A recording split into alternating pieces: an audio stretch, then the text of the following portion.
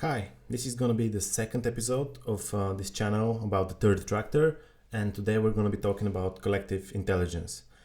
And so if you're new to the channel, you should definitely watch the introductory video, which is the 0th episode. It's pinned on the channel, so you can get a sense of what we're going to be talking here about. And so today we're going to be talking about collective intelligence, and I want to start with a quote from Popper, which is that all life is problem solving. So it's all about solving problems, and whenever a solution creates new problems, well, those are just new problems we have to solve. And so another thing is that intelligence is always collective. So in our brains, there isn't like a single point where all intelligence emanates from. It's actually an emergent property of a networked brain with different modules which are networked together, and also within those modules there are a bunch of so many neurons which are networked together to form the modules. And so to have this, for us to be able to think coherently and act in the world, and there's a lot going on, and there are mechanisms we can study about how actually intelligence arises, and etc. And so when people usually think about committees, for example, and how group opinions are formed, they think about how slow it is, and how maybe the results are bad, and we just want somebody like Elon Musk, a singular figure who can fix things and be competent and chart the way forward. And the thing is that simply means that we don't have the proper protocols for people to interact together, and the proper incentives and structures to organize groups and collectives of people for them to be effective. And just because right now groups become more and more slow, the bigger they become in terms of getting to consensus of what should be done, I think that those are simply structural issues which we can resolve now in the 21st century with digital technology. And even if we don't get to a point where a collective is always better than a specific, perfect individual, we can definitely raise the bar a lot higher so that collectives of all sizes are much more functional than they are today. So we can't say for certain how functional they will become, but we can definitely say that the current bar is incredibly low in every regard. And so also sometimes there is groupthink in groups of people, and they make the wrong decision ultimately just because the group started with the wrong impression initially, or the leaders of the group swayed the others in a certain way, or because somebody didn't want to actually challenge the majority opinion and they kept silent. And so again, that problem of groupthink, it can be counteracted if we study how to actually improve the organization of the information flows and the incentives within groups. And so there was this book called The Wisdom of Crowds by, I forgot his name, but the thesis there is that collectives can outperform individuals if the structure is laid out properly. And also you can think of the wisdom of crowds, like for example, the stock market is an emergent thing of all the interactions of all the people, and it's actually pretty hard to beat the market. It's possible. It's a myth that it's impossible, but it's incredibly hard, and it more or less works. So you can think of it as more or less valuing things properly, even though that's not completely true. And so there are ways to cancel the bias of many individuals and to have an aggregate property which is more correct than what usually most individuals could come up with. And I think that even markets and the stock market are still like a very early primitive version of aggregation of opinions.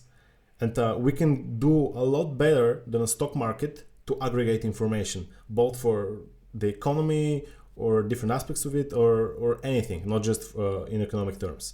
We can figure out a lot better ways to structure the interactions of individuals and agents. It doesn't have to be just people, so that we can get an aggregate which is a lot more closer to the truth than what most or any of them individually could come up with. of the people who are participating. So another point I want to make is that we're actually all neurons in a global brain, and we constantly get inputs, like a lot of impressions, media, friends, opinions, marketing, billboards, it's constantly opinions and information from all sides coming at us. And then what we do as agents with behaviors, we interact back with the world. We do our job at work, we pay with money for products, we vote, we like things on social media, and every single action we do and every aspect of our behavior is some form of an output from us.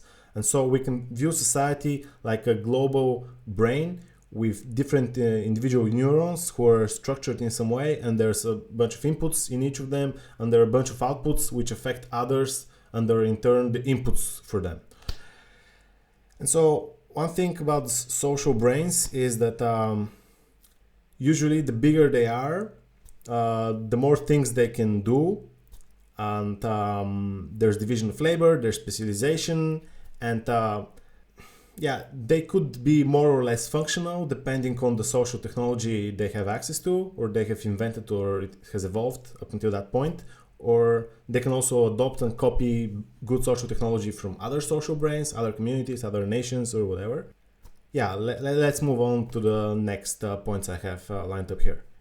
So in the previous video, I mentioned relevance realization, and that it's a core part of this whole project we're going to be doing here, and also like a fundamental way of viewing literally everything in my thinking. The idea was that at the core of general intelligence is the ability to tune out most or everything that's irrelevant and zoom in those things which are actually relevant. Because think about it, non-stop, there are like a million signals reaching your brain, so many sensations which it's mostly filtering out because they're irrelevant, and only a tiny minority of signals or concepts or ideas reach our consciousness because it's actually very limited in bandwidth, and we have to prioritize our resources, and we have to focus only on what's truly the most relevant in the current situation. That doesn't mean that this mechanism of picking out what's relevant and what's not is perfect, but it's still something which the more intelligent organisms are, the better they are at realizing what's relevant and being able to focus and direct resources to where they're needed. And also, this has another aspect to it. It's not just inputs and like what inputs we should pay attention, but also we have to also act in the real world. We have behaviors, and we have to choose our actions. And so when we've gathered a bunch of information and we know what the situation is roughly, we have to pick a behavior, how to respond, how to act, what to do, and then we have a bunch of options. And again, there's so many silly options, like for me to pink my finger like this, but it's completely irrelevant to this conversation. Well, actually it's relevant because I gave it like an example of it, but usually if I wasn't giving an example of it, it would have been completely irrelevant for me to act like that and to suddenly out of nowhere start doing that. It would have been weird and absolutely not aiding the current conversation. It would be a distraction. And so we also realize what's more relevant in terms of what behavior to choose, what action to choose. And so relevance realization is effectively all about prioritization and sorting and ranking things. And if we didn't have this capacity, we would be completely overwhelmed from the combinatorial explosions of all of the different things to pay attention to, and also all of the things we could in turn enact in the world in a form of behavior. And so this is really core to what we're going to be doing. In the previous episode, we talked a little bit that we'll be able to deduplicate all kinds of concepts, events, questions, problems, and solutions to those problems in this new media ecosystem we're going to be building. And just like in Wikipedia, for any event, if there is a page, there is only one page, and that's because editors, check if there are duplicates and they remove duplicates and sort things out. That's like a very primitive current version of how things are done, and we could do it a lot better with a lot more incentives and a lot more automation and a lot more formality in the way we express, information, opinions, and data. So let's just assume that we've solved the problem of the deduplication, and literally any event, concept, question, problem was deduplicated in such a way that there was only one representation of it in our digital brain we're going to be building. And that doesn't mean that there's only one opinion for it, only one truth. There will be many different opinions from different sources, from different identities tied to a single entity, concept, or event, or something which has an ID, a representation. And we'll be able to filter those opinions and browse them and look at the same thing from many different angles. What actually happened according to these people, or according to these people, or what should be done according to these people or these people, and etc. When every problem, event, or possible action is duplicated, then it will be a lot easier to sort and rank different aggregates of opinions. Like if we are able to sort identities based on reputation, which is different in different aspects for that identity, like doctors should have a higher say in medical things, and a lot less say in military things, unless they've also proven themselves that they're able to actually forecast what's happening in the real world, and they have a good enough model in their heads of how things will play out in a military sense somewhere. But if they're just spouting opinions and they're proven wrong, they will not rank higher in the military aspect of the world, for example. And so we're going to be able to compartmentalize expertise. So you're not going to have just a single follower count as one number and be able to spout opinions on everything onto your entire audience. We'll be able to weight your opinions depending on your expertise, which has been proven or at least voted by others. And so, relevance realization. We as a collective, in order to be intelligent, what we need is actually to prioritize our problems. We need to be able to sort them. And the best way to sort them is to actually first sort the sources of opinions, which are the identities of people or other agents which are non-human.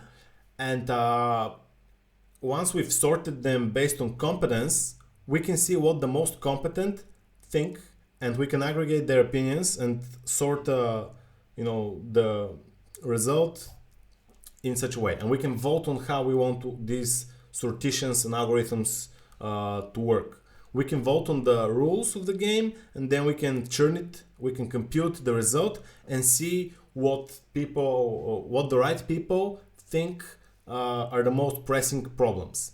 And of course, the right people is something which will be determining, but not by voting on people, but by voting on mechanisms and algorithms which will compute based on the rules we've chosen who are the right people. And so once we rank all of the most important problems and what are the top 100 most important problems, and even they will not simply be numbered in terms of priority, they might have different weights. For example, the number one problem might be as important as the second, third, and fourth combined. There are many different ways to structure and to aggregate information. And so once we've deduplicated all of the problems and we've sorted them, of course there will be proposed solutions to these problems. And anybody will be able to propose a solution to a problem. And if it's a duplicate, it will get duplicated and it will point to a previous instance of that proposal. So we will also deduplicate the proposed solutions, and we will be able to also rank those solutions, to sort them, to realize which are the more relevant ones. Again, by sorting them based on who proposed them and who also support them, because you might not have proposed something, but you can simply support it. Or you might have delegated your vote to someone with something like liquid democracy, and then so the other person might support something, and they get also your vote because you've delegated it to them. And so we need to increase our capacity to both pick the right problems and pick the right solutions. And this is like general framework of how to think about things for anything, like on a national level, on a global level, on a company level, on a city level, on a whatever level. Like, of course, in a really tiny setting like a family, it wouldn't make sense for 4 people to utilize the software of voting and etc., because it's going to be just too much friction to deal with the digital, and it's going to be a lot more effective to simply have a conversation at dinner. But the more people you want to aggregate and work in unison and be more effective at solving their real problems and in the most efficient and correct way possible, and to be able to pivot as quickly as possible to a better solution if the original idea didn't pan out, the more people you want to aggregate in a collective and have that efficient, the more you would need to rely on a software stack like this, which will be organizing and structuring their interactions and sorting them and filtering them in the more optimal way for them to just work together.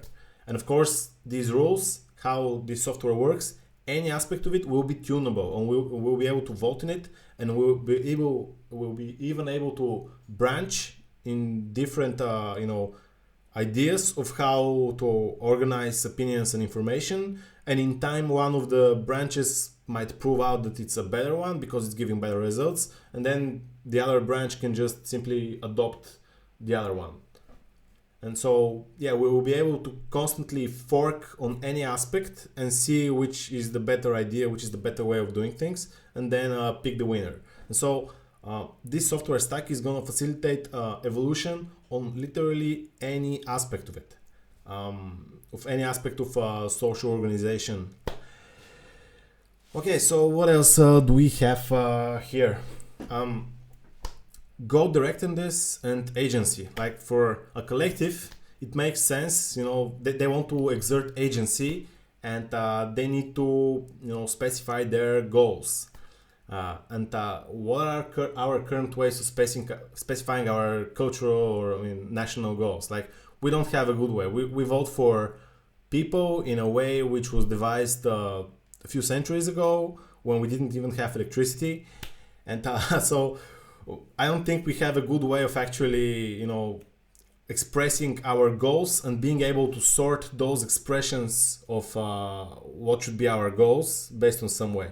We don't have a way to, sort our goals. And that's again tied to relevance realization. Everything ties to relevance realization. The ability to prioritize, to pick, to say what's number one, what's number two, what's number three, and if number one doesn't work, what's the next best option. And so, yes, in this system, our goals, like any goal, will have, again, a deduplicated version we can point to. And then when we express what is our number one goal, all of those expressions will be able to get aggregated and then sorted and counted in different ways, depending on how we want to count them and to sort them. Another thing about intelligence is credit assignment, which is like a really fundamental problem in machine learning and in how our brains work, and also our social brains, how they work. And also even in capitalism. Like capitalism is a really crude and primitive form. It's sort of working, but only to a certain extent, to assign credit. Like the more capable you are of solving a problem at scale, the more money you're going to earn if you have founded the company which solved the problem, right? And so we need to think about how to better assign the credit of who actually contributed how much about what.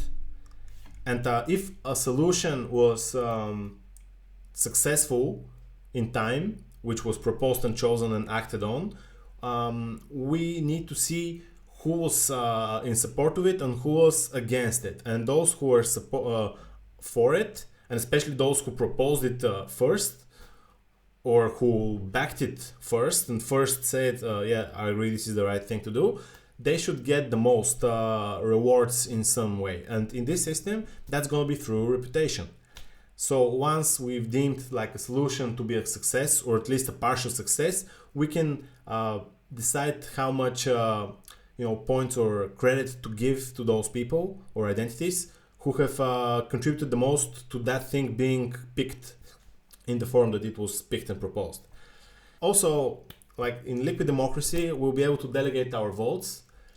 And if I've delegated my vote to my uncle for medical issues, and then they've picked the right thing, later when they get credit for being right for a solution to a problem which is in the medical realm, I might get a little bit of credit as well, because I picked properly who to delegate my vote to. Whereas somebody else who delegates their vote to someone who picks the wrong thing, or who opposes a solution which turns out to be right, then both those who directly oppose that thing should get some kind of penalty, and also even those who delegated their votes to them should also get a tiny bit of a penalty. And so you should be thinking hard about who you're delegating your vote to, even if you can't evaluate the specific cases which people will be voting on. You should at least make the effort to delegate to an entity you trust, that it will have the resources and time and competence and rationality to properly think about issues. And if you're not able to do even that, you're not gonna have a lot of say in this system. All of the goal here is to surface as much intelligence and competence as possible.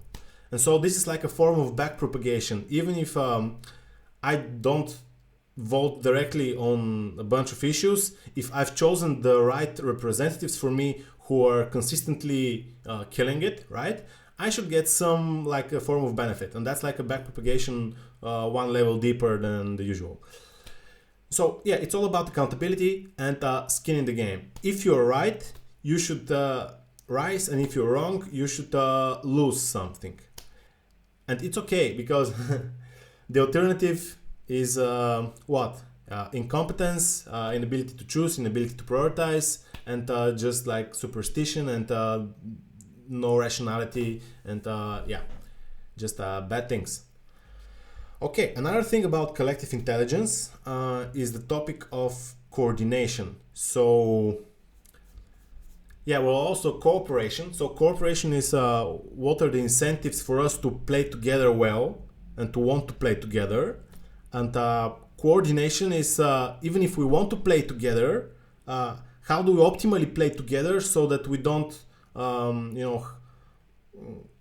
get in each other's ways. Like better ways of chunking tasks and dividing them up in different people so that no two people work on the same issue and then they've wasted time because the work assignment wasn't proper. Like there's a lot to do on coordination and how tasks are scheduled, divided, and etc. And I'm not sure what to say about it. Like there's a lot to say. I just don't have it right now on the top of my head, but it will definitely be expanded on a lot more in the final book. Just like many of the topics we already mentioned in the past 20-30 minutes. Like every single point of this will have a lot more examples, a lot better justification for it, and it will just make a lot more sense in the final product. This series here is simply me ranting and trying to find the first 100 or 1,000 or who knows 10,000 people who will then read the book. So I'm spending a little bit of effort right now with this series in order to catalyze faster the adoption and the reading of the final thing. Yeah. So what else have I added here as notes? Another thing is causality. Like we should be able to map what leads to what. And again, that comes back to relevance realization. Like we need to prioritize certain identities over others for their opinions because they've proven themselves to be more correct, either by good predictions, which have been encoded and computed, and their rank has been computed, or by us simply voting for them because not everything can be encoded as a prediction and crunched. So yeah, we need to be able to map out what leads to what affects what, and not simply a bunch of arrows, what leads to what, but also with different weights. What is more impactful, and which are the most impactful things for something. And think about like all of the problems in the world when they're duplicated and they have a single representation. They can have different opinions pointing to them from different people, but still they're duplicated, and we can start expressing relationships between them, like what leads to what, and which are the 5 most important contributors to global warming, for example, or which are the best solutions proposed, and those solutions which are proposed, what are their negatives, because nothing is always just positives, and we can map with different weights what leads to what. And of course, that's never gonna be perfect, but it's gonna be a lot better after some time passes and we figure out how to aggregate opinions. It would be a lot better than what we currently have in terms of our sense making in media and the internet and anywhere. Like the way people collectively talk about problems and what are the causes, what should be prioritized. It's just a massive failure of aggregating information in the right way and realizing what's relevant, both in terms of what to pay attention to and what are the right actions to take. Like it all boils down to failures of aggregation of information. Like we've surpassed our needs to aggregate information are rapidly rising compared to our modalities of collective intelligence, like our means to do that, which are like TV and blogs and comments and likes and algorithms which boost things for virality, and people, yeah, there's simply no skin in the game. There's no way to see. We need better forms of reputation. We need reputation which cannot be influenced by money, or even if that's like an impossible goal, at least we should reduce by 90% the degree to which money plays in decision making. Like we should in as many aspects as possible, we should increase the competence and reduce the corruption, right? And align people more. Like, yeah, another big topic, which of course is just a tiny bullet point in this whole presentation here, is alignment. Like, we haven't solved alignment for people. We're talking about aligning AIs with us, but yeah, what we really need is a general purpose alignment algorithm, a protocol for intelligent agents which want to preserve themselves and thrive. And the best way evolutionarily for something to thrive is if it manages to cooperate as best as possible with others in a synergistic way. And we need better mechanisms than simply capitalism and democracy in their current forms and the price signal and accumulation of wealth for aggregating information, for sorting who is more deserving. Like what we have is a proto version from a past era, and we need better mechanisms which take the best aspects of what we already have while removing the bad aspects and even adding more new better aspects as well.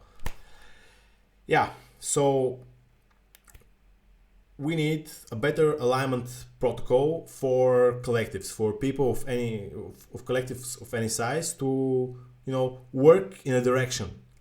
And we also need to foster coherence for them. Like, of course, we don't mean to make everybody with the same ideas about everything and to make them brainwashed into thinking the same thing. No, but what we need to do is we need to sort what's most relevant, what's most important in a society, and then we need to if something is really, really important, we need to find the best way for that thing to be learnable by others, and we need to make the cultural incentives, the norms, the expectation that others will also go through the trouble of learning that. Like, I think that everybody should understand how prices work. Like, or like basic things which are so impactful for all of us. Like, why capitalism works, at least to some extent. Of course, there's a lot of criticisms and we need to move past it in some way, but we cannot move to a better place if we can't appreciate what actually works in what we already have, and if we can't even think about it rationally and people don't know about it. And so we need to be able to cohere on the most important and proven aspects of what's true in society and how things are structured. We need coherence about that.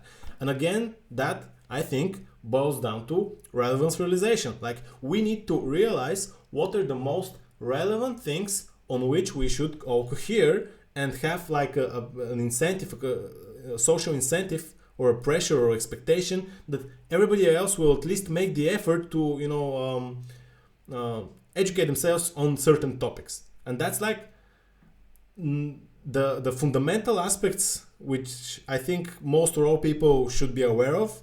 They're not that much. Like, people go through 12 years of education in school and then I don't know how many years more on further higher education. I think that the most important ideas in society can be learned in to a certain degree in 6 months.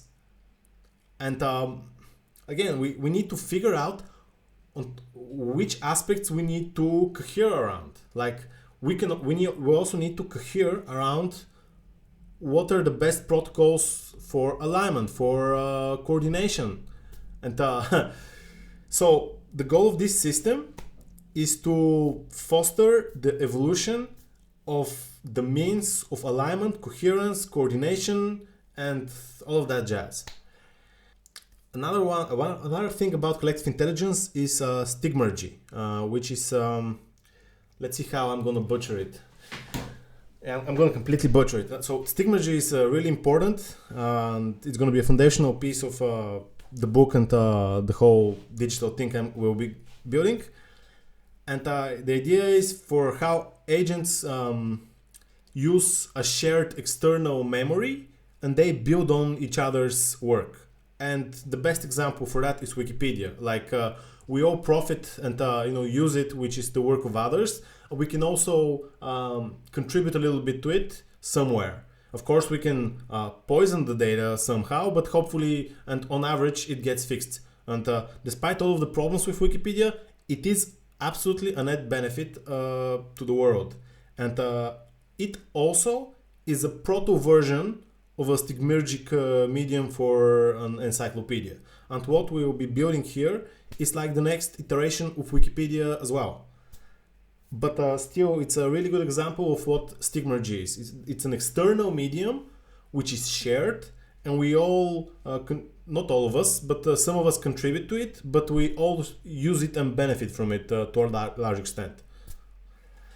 And so this ecosystem will be able to incentivize more information to be shared and opened, because it's simply more efficient the more of it is shared and reused instead of siloed in different companies for their private benefits. We'll be able to incentivize companies and entities to share more and to help us deduplicate this whole mess of our collective information commons.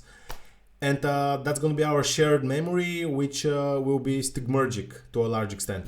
That means that many entities will be contributing bits and pieces to it, and it will mostly be building in the right direction, hopefully, as long as we make the right incentives.